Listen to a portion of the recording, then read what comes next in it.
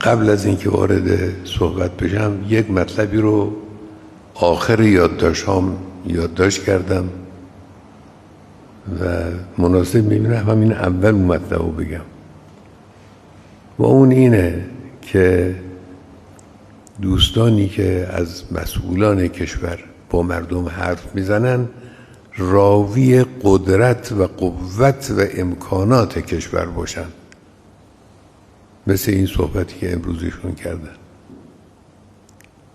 راوی ضعف ها نباشن. بله ما ضعف داریم، نقص داریم، کمبود داریم، کدوم کشور نداره، لکن قوت هایی داریم، توانایی هایی داریم،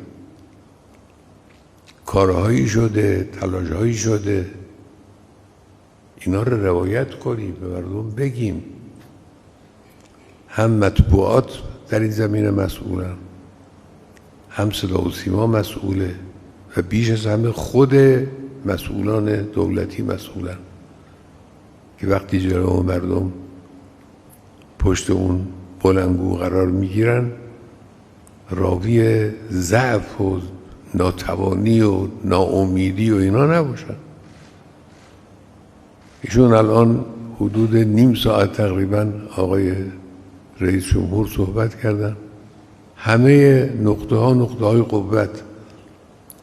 بنده البته آشنایی با مسائل اجرایی دارم، تو اجرا بودم سالها، میدونم که فاصله بین خواستن و تصمیم گیری کردن با شدن فاصله کمی نیست، این رو همه میدونیم.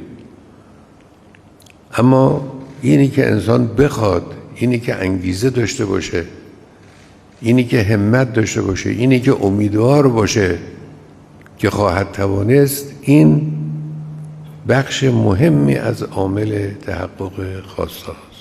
این اون مطلب لازمی بود که من واقعا به خاطر این صحبت ها هم از آقای دکتر پزشکیان تشکر میکنم.